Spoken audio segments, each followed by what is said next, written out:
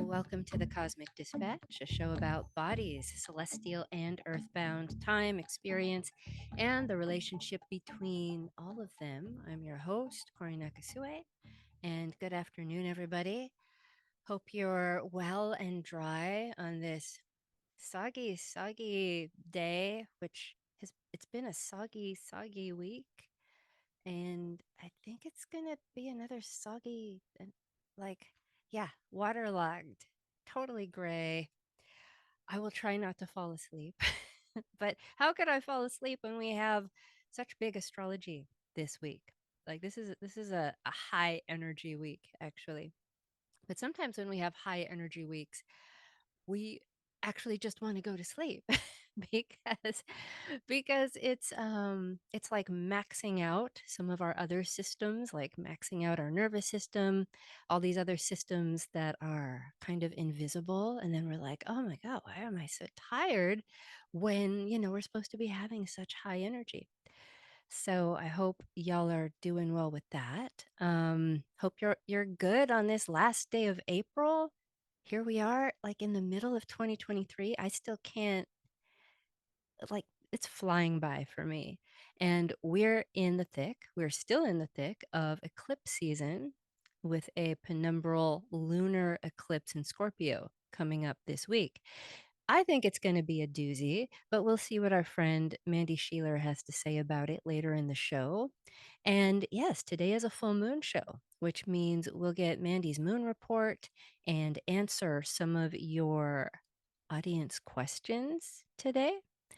In addition to this week's eclipse, there are a few other things going on in the skies that I think are very powerful and that are going to add to the emotional potency of this week.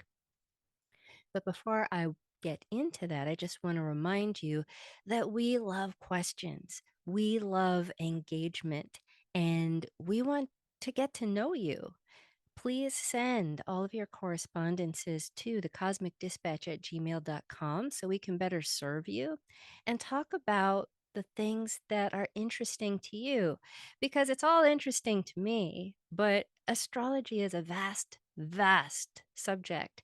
And I'm sure I've forgot a lot of things that I've learned over the years because it just hasn't come up. It's one of the reasons I love doing this show, one of the reasons I love teaching and doing consultations, because invariably someone will ask a question that I haven't thought about in a long time. And then I get to uncover these gems of information and get obsessed with them all over again. And that's fun for me. So, also, wanted to remind you that if you prefer to see talking heads while you're getting your astrology, we're starting to build out our YouTube channel. And the nice thing about YouTube is you can also pull up a transcript for the show while you're watching if hearing the information is difficult for you. And also, um, just, speaking for myself, sometimes I take in the information better when I can see facial expressions and body language as opposed to, just listening. So that's available for you as well. I want to get right into the astrology of the week because there's a lot going on. So, tomorrow, tomorrow's the first day of May. It's Beltane. It's the halfway point between spring equinox and the summer solstice. And right off the bat, we have some powerful astrology. On May 1st, tomorrow, Pluto stations retrograde after spending just 6 weeks in the sign of Aquarius. That event, it got a lot of hype several weeks ago, as it rightly should have. It was a big deal because it kind of broke the seal on Aquarius territory, but it really was just a mic check. It's like Pluto just wanted to take a peek at its new home for the next 20 years and see what work needs to be done before it moves all of its furniture in and gets comfy, see if anything needs to be bought or fixed, or if it has to call for some help later. Um, I was talking to someone earlier today about Pluto checking in and then going back, and it's what did I say? I amused myself. It was like all right, what do we got going on here? We got some AI, we got some social media, we got some tech stuff, we got robots. Cool, cool, cool. um I'm gonna go back into Capricorn for a little while, and I'll think about that, but I got a lot of work to do back in Capricorn before I really, hit that hard.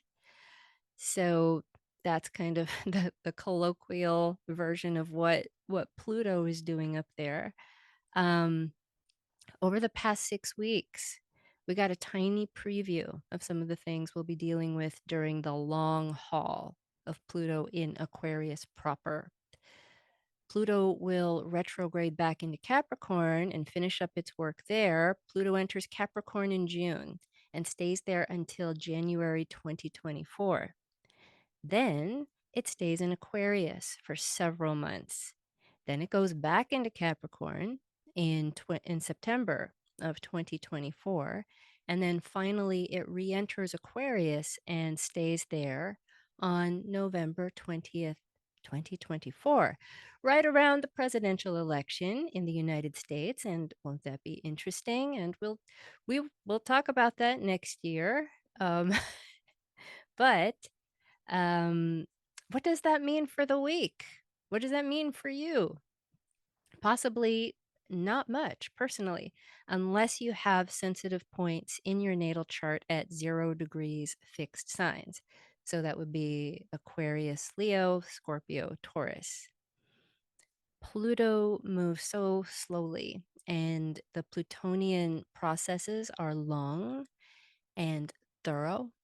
We usually don't understand their full story until we look back on Pluto processes, which usually takes years. And then we go, wow, what a transformation that was. I mean, look at all the things we learned. And even though Pluto's not done with Capricorn, but during the 15 years that Pluto was in Capricorn, that time was bookended by two banking collapses and all the decaying infrastructure that was unearthed by the pandemic, never ending war, and governmental chaos. So Pluto's heading back to Capricorn because we're not quite done learning about those things. Summer's going to be hot in more ways than one. Also, on May 1st, Mercury conjoins the Sun in Taurus, and we get what we call a Mercury cazimi. Mercury nestles itself in the heart of the Sun, and we have the opportunity on this day to get a crucial piece of information or insight. This is an inferior or interior conjunction because Mercury is retrograde and on its way to becoming a morning star. This phase of Mercury is very active, even though it's retrograde. Um, I want to read a passage from the astrologer Michael R. Meyer about this particular phase of Mercury retrograde because he just gives such a perfect description of it. And in this quote, he's talking about this phase of Mercury retrograde as it applies to a natal chart. But just see if you can kind of expand it so that it also makes sense when we're talking about this transit. So here it goes, quote, if your Mercury type is Promethean retrograde, which is what this is the phase of Mercury right now, you possess a mind seeking independence from biological limitations and the dictates of social convention. It does so because it is driven by an intuitive impulse to realize a new quality of being, the full nature of which you may not as yet clearly or fully understand. But independence from natural compulsions and social convention often leads to a more violent or a more or less violent rebellion against the past and its traditions, or from anything which holds back your mental eagerness. Eventually, the Promethean retrograde type generally tires of resisting whatever she feels hinders her freedom.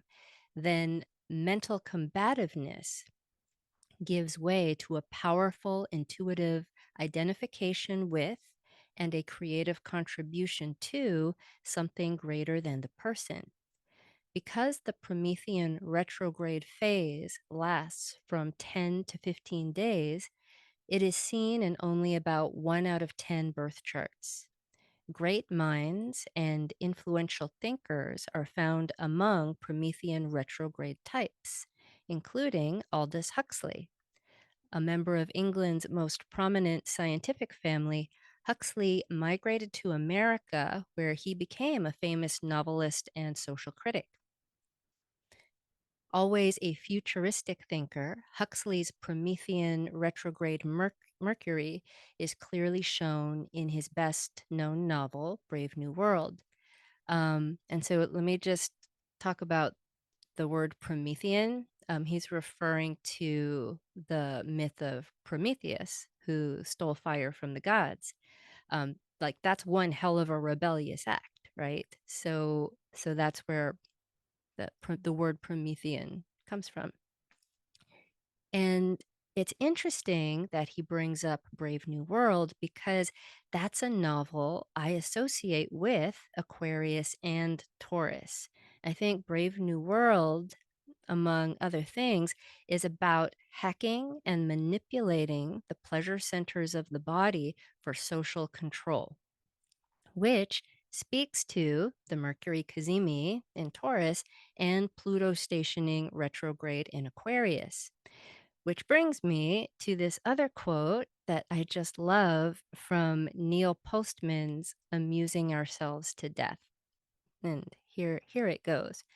Quote, "We were keeping our eye on 1984.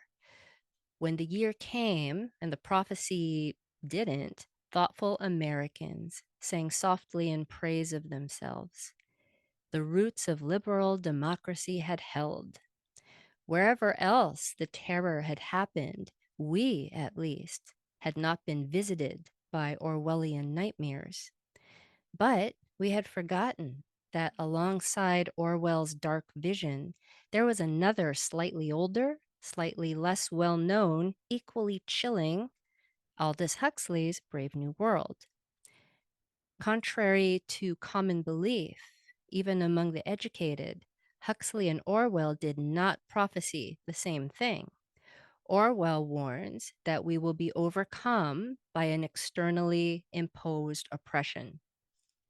But in Huxley's vision, no big brother is required to deprive people of their autonomy, maturity, and history. As he saw it, people will come to love their oppression, to adore the technologies that undo their capacities to think. What Orwell feared were those who would ban books. What Huxley feared was that there would be no reason to ban a book, for there would be no one who wanted to read one. Orwell feared those who would deprive us of information. Huxley feared those who would give us so much that we would be reduced to passivity and egoism. Orwell feared that the truth would be concealed from us. Huxley feared the truth would be drowned in a sea of irrelevance. Orwell feared we would become a captive culture. Huxley feared we would become a trivial culture. As Huxley remarked in Brave New World Revisited, the civil libertarians and rationalists who are ever on the alert to oppose tyranny failed to take into account man's almost infinite appetite for distractions. In 1984, Orwell added, "People are controlled by inflicting pain." In Brave New World, they are controlled by inflicting pleasure. In short, Orwell feared that what we fear will ruin us. Huxley feared that what we desire will ruin us. End quote. And in Brave New World, society is addicted to a drug called Soma. Soma, which means body. And in Brave New World, Soma is a drug that numbs any sort of discomfort, from anxiety to stress to just general uneasiness. So, this particular Mercury cazimi would be a great time to resist numbing out or even blissing out, but instead to deeply listen and take in all the messages, all of them, from our own bodies. Yes, even the uncomfortable ones, as an act of resistance. And as an act of, since it's, this is happening in Taurus, as an act of sensual intelligence. The more numbed out we are, the more docile we are, and the easier it is to be like penetrated by the gazillion noisy, distracting, different messages around us. Messages that were actually designed to take us out of our body and therefore like keep us separate, like from our own autonomy and sovereignty. And so among, Taurus's many things, and we usually think of, sovereignty, oh, that's an Aries thing. Taurus is just the second sign. Like Aries might be like myself, me, but Taurus is also, well, what is mine? The things that are mine, the senses that are mine, the tools that are mine. And so we really want to have access to those things, to keep access to those things, because there are many forces that do not want us to have full use of these things. So this week, definitely something to think about. And there is one more big aspect this week, as if we didn't even talk about the full moon yet. But there is one more aspect this week that I think is huge, and that's Venus is squared in Neptune on the 4th. Just another reason to ground in the intelligence of your body.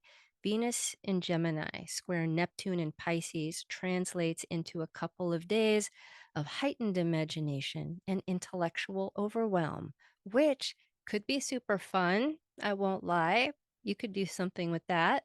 But a transit like this could take you all the way out of your body and into the realm of pure fantasy.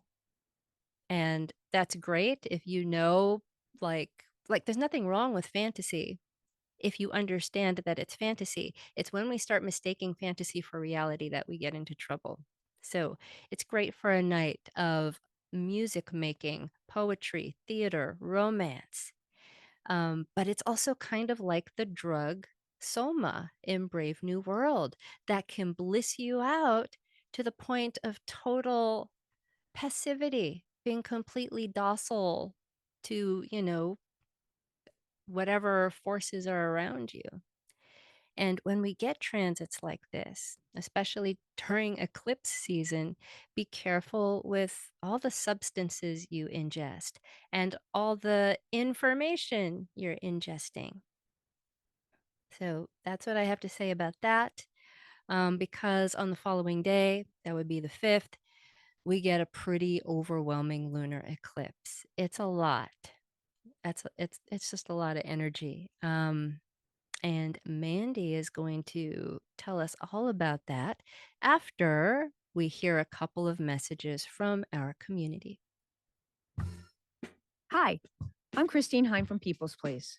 Volunteers are the life force of everything we do. Are you a social person? Can you lift 15 to 25 pounds? We could use your help with the donations to the thrift store. Or maybe you'd like to help set up classes or find out how to share your special skill at our Wellness Empowerment Center. Do you have carpentry or basic repair skills?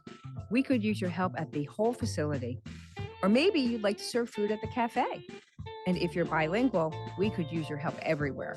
For more information, stop in and visit us at 17 St. James Street or click the volunteer button at peoplesplace.org. Radio Kingston. Many voices. Many voices. Muchas voces. One community. Hi, this is Jaguar Mary X. Meet me at the threshold between one day and the next with Midnight Medicine Journey, Monday nights at midnight after Shiro's with Carmel Holt. For the past 3 years, we've been cultivating our seeds of life, and now they're blooming into the daylight hours, reaching towards full sunlight with Midday Medicine Journey, Thursdays from 1 to 3 p.m. We'll interview artists, creative people, and bring you a poetry meditation and great music from around the world. That's Midnight Medicine Journey, Monday nights at midnight, and Midday Medicine Journey, Thursdays from 1 to 3 p.m. here at Radio Kingston, AM 1490, FM 1079, and anytime at radiokingston.org. The Broadway Bubble is hosting Kids Arts and Crafts on Tuesdays at The Bubble, now through May 9th.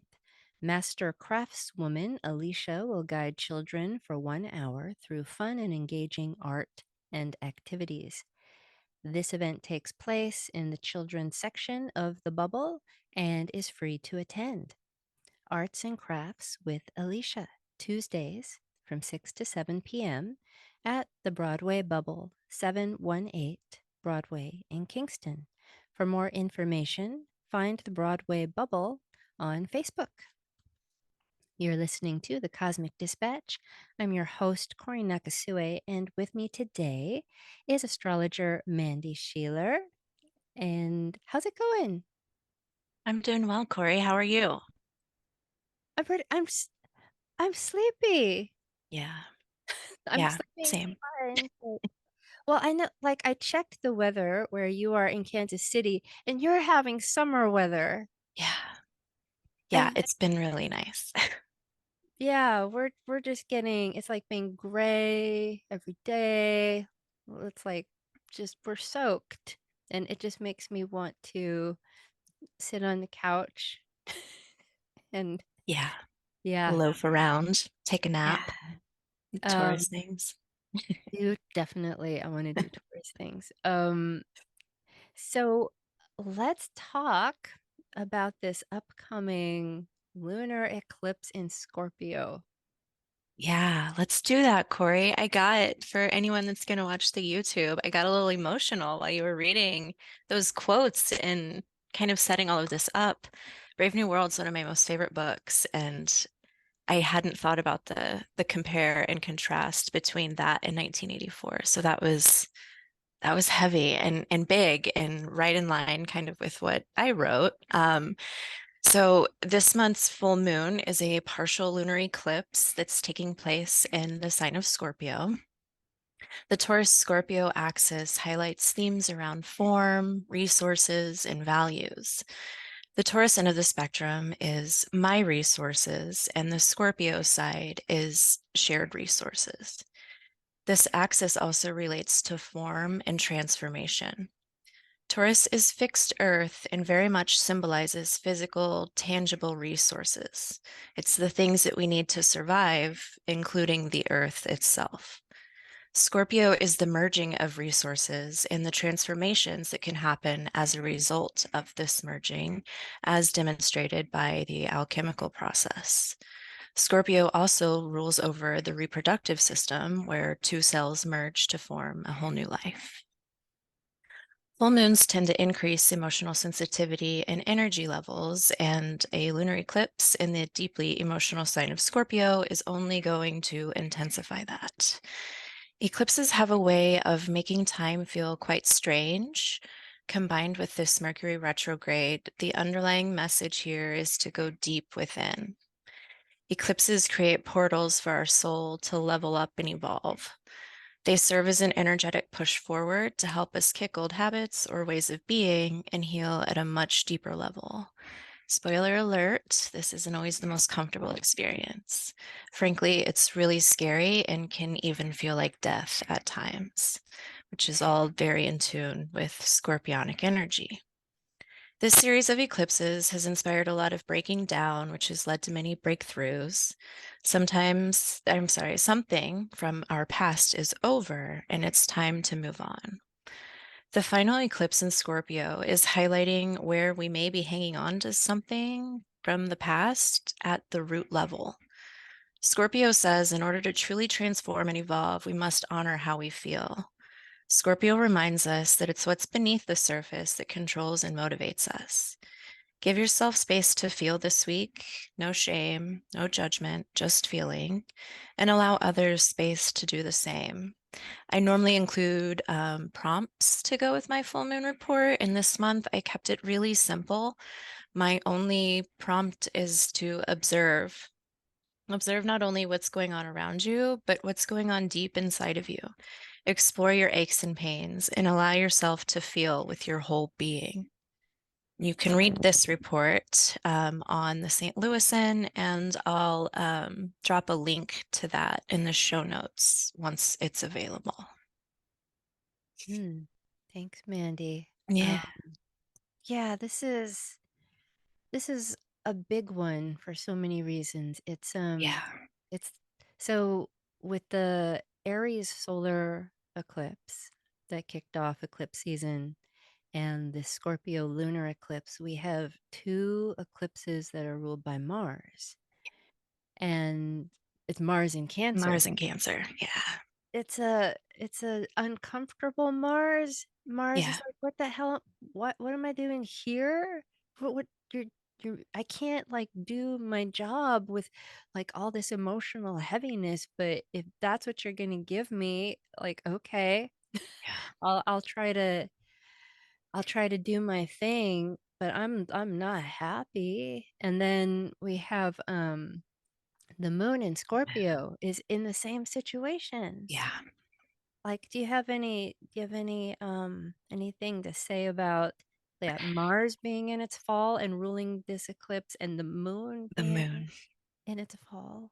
Yeah, it's uncomfortable, but there's also this like level of understanding and support there between those things. It may it feels a little, I like to use the word clunky. It feels a little awkward and stumbly, but at least they're stumbling together. They're stumbling kind of in tune with each other in this really weird kind of way. I keep getting this image of like two like very injured people trying to like lean on each other Hobble and along and hobble. It's like, oh, um, yeah. So and we have and it's Scorpio yeah, and ruled by Mars in Cancer, which is, these are the water signs. yeah, It's a lot of heavy feeling. And yeah, we could say, the good things like, oh, catharsis. And that's true, but sure. It doesn't feel good in the moment, in the generally. yeah. And, I was reflecting, I have a whole lot of things like written about this eclipse, and there's only so much like time in a day, right? But one of the things that I was thinking about when I was writing about it, I was just reflecting back on the eclipse dates, the Scorpio Taurus, those eclipse dates that we've had already. And I around every one, I remember messaging someone close to me, like I feel like I'm dying. Like I genuinely feel like something within me is dying or I'm dying, and that's like not comfortable, but it is. We're as a culture, we're not educated or trained or even just familiar with interacting with death on a daily basis and loss on a daily basis, and it's happening all the time. But in I feel like in the Western psyche, like we're just not going to think about that. We're going to put that somewhere else. That's very unpleasant, and then it creates this dark fear around, well, what's being hidden. and that's the thing, with especially a lunar eclipse, especially a lunar eclipse in Scorpio, um, that thing that's hidden wants integration. It wants to be seen and talked about and wants to speak. And so if, you're in a culture where you're not familiar with that, you've been taught that that is a very threatening thing, the reaction and the reactivity is going to be, it's going to be big. And I my my wish, my dream is always that we were more familiar and comfortable and could talk about these things more, and more Taurus Absolutely. training for people Yeah. to, you know, get have more capacity for different types of sensations. And when I talk, emotion is a physical sensation in the body. So people don't get freaked out when the nervous system goes off and then get reactive to understand, oh, I'm having a feeling and I have some ways to deal with this, and I don't have to react out of fear. Um, so yeah, it's so many things. Yeah. Like Scorpio Taurus is so intense because like you mentioned, Taurus and Scorpio, it's like survival and death. It's life, that's the life and death axis. Yeah. Um, I also think about, from a body perspective, the gut tube, um, where the opening, Yeah. the mouth hole where everything comes in, that's Taurus, like bringing things in. And Yeah. then there's the other hole, everything goes out, that's Yeah. Scorpio. Yeah. And that's like the process of everything. Like there's always something coming in and something coming out. And if we stop that process, we are no longer a living, changing being. Yeah. And so, but yeah, thank you for that. Yeah. And do you did you bring questions? I did. I've got some great questions this week. I'm really excited to hear what you have to say about these, Corey. Okay, the first question. Can we flesh out mixed water? Water is fluid, so how can it be fixed? I've heard it described as a river, a waterfall, and an iceberg. I'm also curious where a tsunami would fall. So I'm curious how this looks in a person or situation. I've heard this a lot. Um, yeah, I've heard this a lot from people who are like starting out with astrology. And it never sat well with me. I always thought it was a little off, like, oh, Scorpio. Okay, it's fixed water, it's ice. And like, when I think of ice, I actually think of Aquarius. Mm, I know it's like Aquarius is an air sign, but it's that that crystalline, coolness, it's held, the it's center. yeah, it's fixed in time and space. It doesn't move. And that seems more Aquarian to me. And also the ice winter bit. But yeah, when I think if we think of Scorpio, if we're talking about Scorpio, are we talking about what fixed water? That would be Fixed Scorpio. water. Yeah, yeah.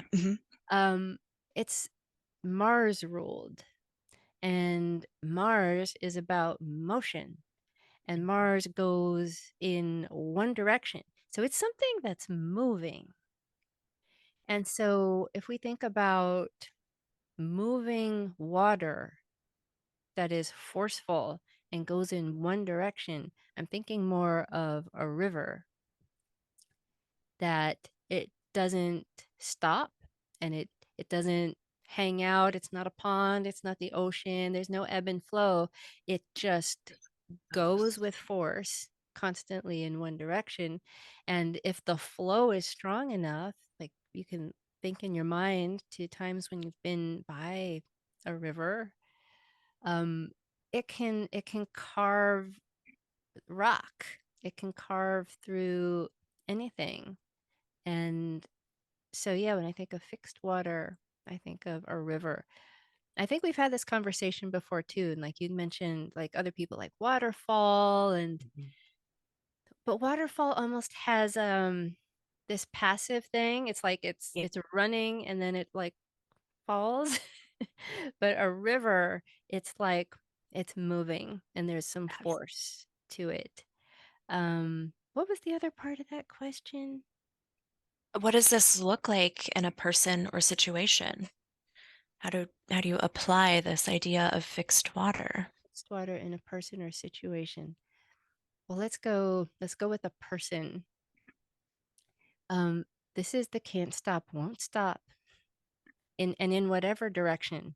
Like they're barreling forward. But in the case, if we're talking technically fixed water in Scorpio, we're talking a fixed direction going down. I think of a drill. Um, and they don't go down until they hit bottom. And maybe they even go through the bottom of the ocean floor. Like it's constant. That's another thing. It's constant. Um, and then fixed water, Scorpio, we're talking about emotional energy. So this is emotional energy that will start at one point and go all the way through to the other side until it becomes what it was at the beginning, which is, you know, the Scorpio archetypes of like transformation. It it needs to burn through the entirety of something. As I have a friend, Jennifer, who I think she says she listens to the show every week. But every time I like go into this like Scorpio thing, she's like, "Oh, going like all the way to the bottom of the peanut butter jar." But like that feeling of you are not going to miss one single piece, but then once you get to the very end of that experience, that sensation, that project, that's where Scorpio finally dies and then becomes the next thing. But it doesn't Mm, like stop in the middle and then, you know, switch gears. It takes it all the way, thorough, complete. Um, mm. is I feel like that question had a few parts. Did I get all of it? I think you've gotten all of it. Yeah. Yeah. What do Yeah, you you've yeah, it it was funny that in your intro you had mentioned that you become obsessed with things, and that's a word that comes up, I think, when I think of Scorpio. And Oh that yeah. but that speaks to that whole like can't stop, won't stop. Yeah. Yeah. Until like like I have a Scorpio moon. Like it it's not over like halfway through. It's like I'm gonna stick with it until like there's no more of it left. That that type of feeling. Mm. That makes me think about loyalty being traditionally a more Taurian, I thing, but But that's both Scorpio and mhm. Taurus. They Yeah. they have a loyalty issue. It's ride or die, full investment, Yeah. full devotion, Mm. and anything less, just pff, what is that? That's nothing. It's like all in. It's like taking all the chips on the table and putting them out there. Yeah, it's complete. Mm. Love it. Okay. Next question. Next. There is this idea that many, as in miniature, not multiple, there's this idea that many deaths happen all the time. What are your thoughts about this, and how has astrology informed your thoughts about this? Okay. So we were talking about a lot of astrology is looking at cycles, and it's the birth death cycle. Everything has a birth death cycle, from this like, you know, long Pluto cycle, which is, Yeah. you know, oh gosh, what is it, 100 and I think it's like 250. 250 years. Yeah. Yeah. So there's that big cycle. And Mhm. then apparently, you know, the cells in our skin, like that they renew themselves, you know, every day. Everything has a birth death cycle, and that's a lot of what we're tracking in astrology. And so these mini deaths are happening all the time. And how has astrology informed my thoughts about that? It's it's not an end. It's part of this, we're not talking about straight lines, we're talking circles. It's just a point in that circle. Endings are beginnings and beginnings are endings. And if you live in a body on planet Earth, you're living in a finite loop of time. We're not dealing with the infinite. That's like a whole other game. So and this is a good practice, anytime or especially during eclipse season, if you think back over your life or if you're looking at what's going on now, notice how when something ends in your life, there's usually at the very same time something just starting, and vice versa. You notice something new coming in. At the very same time, you'll notice something else going out. And again, it's not linear. It's not like, oh, I lost my job and here's the new job. It'll be like, I lost my job and I met this new person. But like something, because, and I'm sure everyone's heard this quote before, nature abhors a vacuum, because we are in a finite loop. It's closed. So when something goes away, something else has to take its place. Or when something enters, something else has to leave to make room. And again, this is like in our culture, when we flush things down the toilet, they don't just vanish and they're gone somewhere. Like they go to a place and they do a thing and they're still here. And just even like look at our like trash situation. Again, another Scorpio. Scorpio rules trash. It rules the toilet.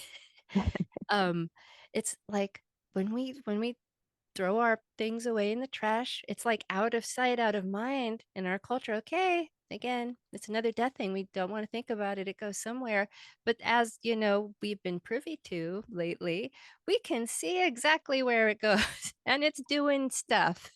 Yeah, It, absolutely. it's taking space in our finite closed loop structure that the birth life cycle lives in. What else can I think, yeah, anything, yeah. You like, and also chime in, Mandee, if anything Yeah, for you.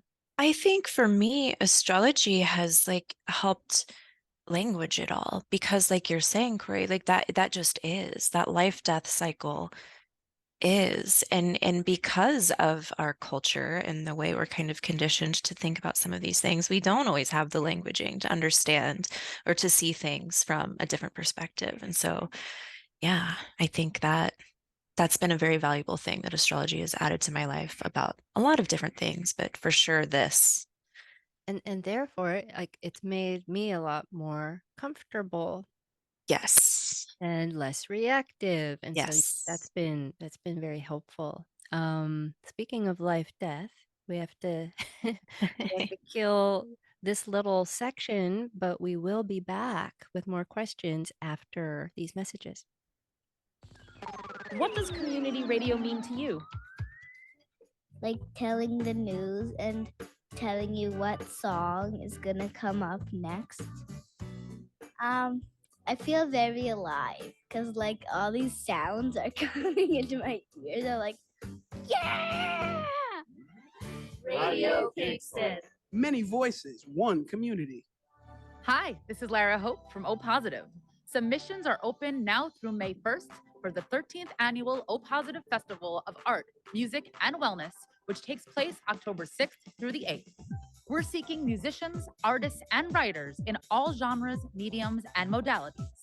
Accepted artists, bands, and writers will receive health and wellness care in our artist clinic, which is staffed by volunteer providers. We call this exchange the art of medicine for the medicine of art. The theme for the O Positive Festival this year is forward. When we consider progress, we think of it as forward movement towards a destination or towards a better, more complete ideal. We may look back, but we move forward. We can't wait to review your submissions. Apply by May 1st at opositivefestival.org/Kingston.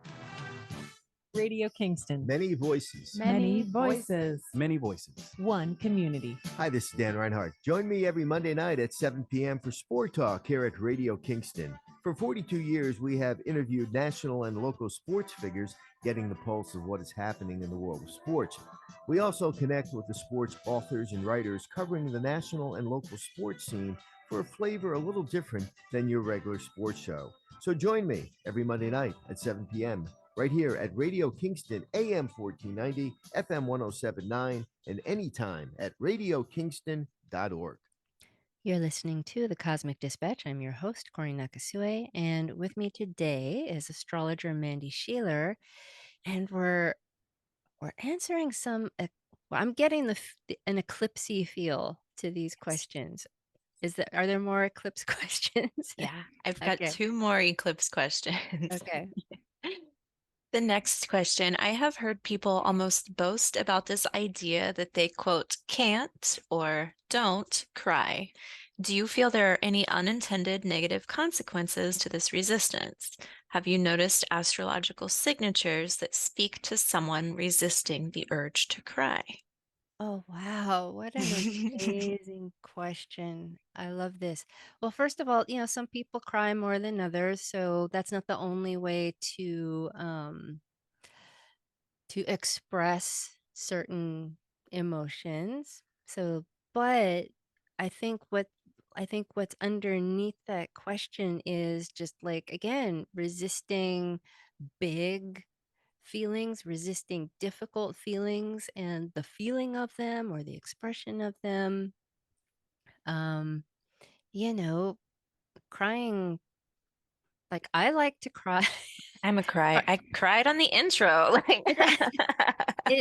And even like when I'm happy, I remember Yes. Mandee surprise visited me like a month ago, and I couldn't stop laughing, and I was like crying at the same time, but Yeah. it was just expressing emotion, and I personally I like it. I don't Moon in Scorpio, I don't hold a lot in as far as, feeling. Um but okay, back to the question. Like here's what I think about people who or not people, but the idea, no judgment. The idea of I don't cry, which I'm just gonna go to like I don't feel that or I can't feel that, is unintended negative consequences. If you don't feel/express pain or difficult emotions, you're not going to be able over the long run, if you're doing something like you're stifling it or holding it or ignoring it, things like that, over time, you're not going to be able to feel joy. Because when we stop emotion, you don't get to pick and choose. Like our body minds don't work that way. You don't get to pick and choose which particular feelings you're going to let in and let out. You just stop things. And I've seen this a lot. People who tend to be big, stoppers, over time they'll be like, like why, I'm having trouble feeling anything. I'm having trouble feeling alive. I'm having trouble feeling joy. Well, it's because when you stop one, you can't stop one thing, because joy and pain and feeling good and feeling bad, they're they're all integrated.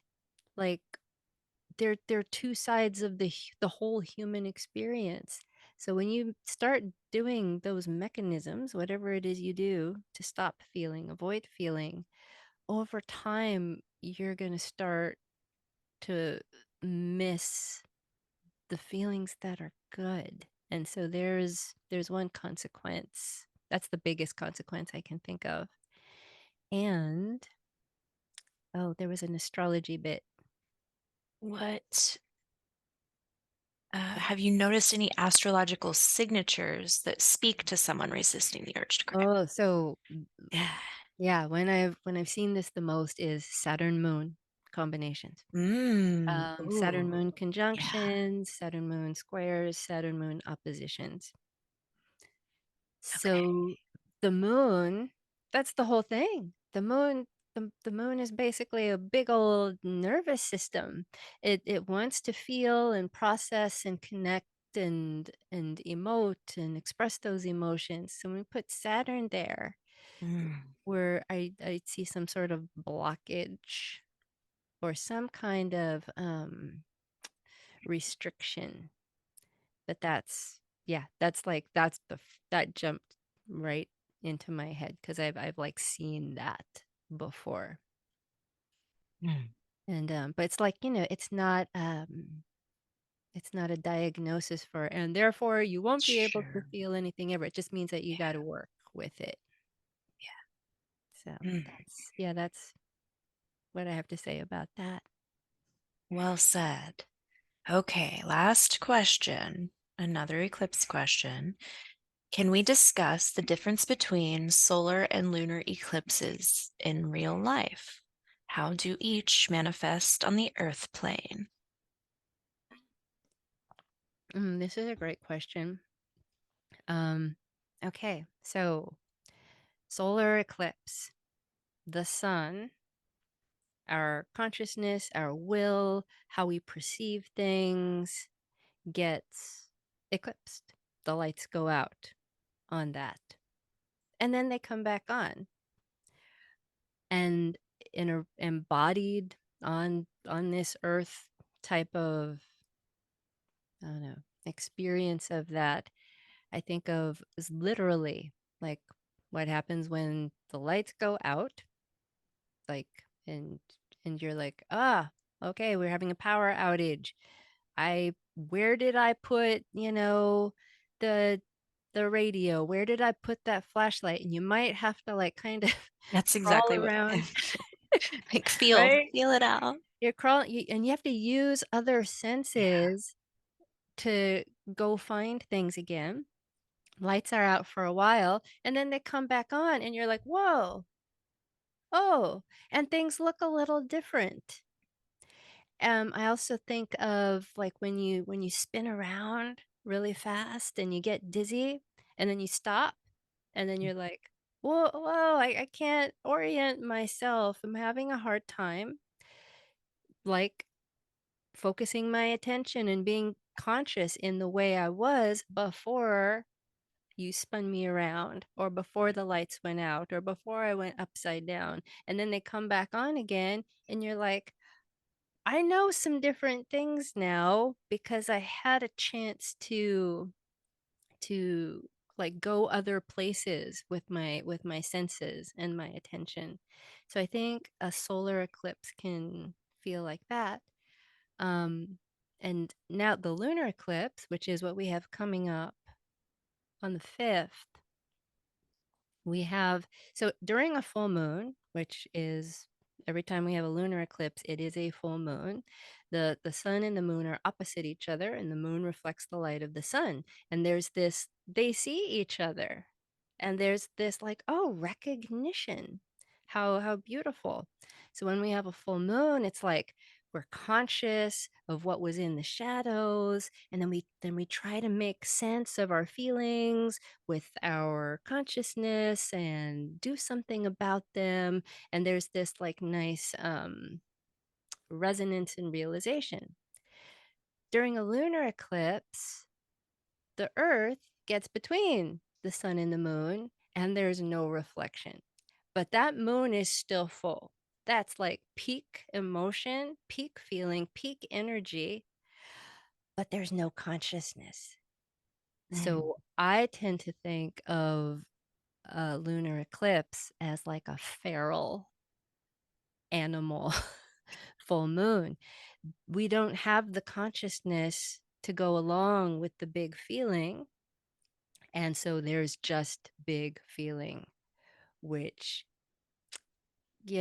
things just come out and we maybe we don't have the ability for a moment to make sense of them. And then maybe when the sun and moon are back in view of each other, and it can be like kind of like, oh my, what did I do? Like maybe you like totally blew up at someone at the wrong time because it's feral. Yeah. We don't have the same like conscious mental recognition of what's going on in our bodies, and we're not doing that dance of relationship because something is blocking that for a while. And so we hear lunar eclipses are like full moons on steroids, and that would be also a great example. But I